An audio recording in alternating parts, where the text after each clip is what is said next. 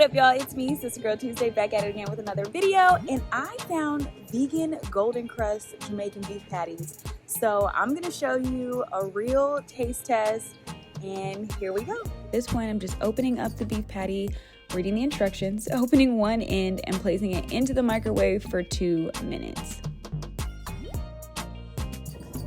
Okay, y'all, here we go. You see it's giving Jamaican realness. At this point, I realized I just bit crust. Okay, let's try that again.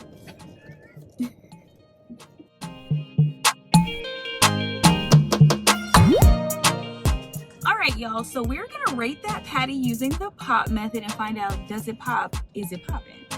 So for P, the presentation and plating, it came in a box in the frozen section. So there's that. Sure, check. It's Golden Krust. It was easy to recognize. And then O for optics. So it had that nice golden flaky crust that's, iconic to a Jamaican beef patty. The smell factor was there. Like all the crumble crispies that fall off when you bite into a patty, that was all there. It was very much giving. And then P, the last P is for price and punch. So P in terms of price, there was 2 in a box. I think it was like maybe $6. I will fact check and I'll put it in the description box.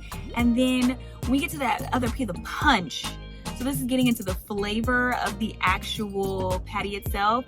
It's got a little sweetness to it. It's not 100% the same. So if you're looking for an identical swap dupe, it's not quite there yet, but it was filling. It didn't taste bad. It got the job done.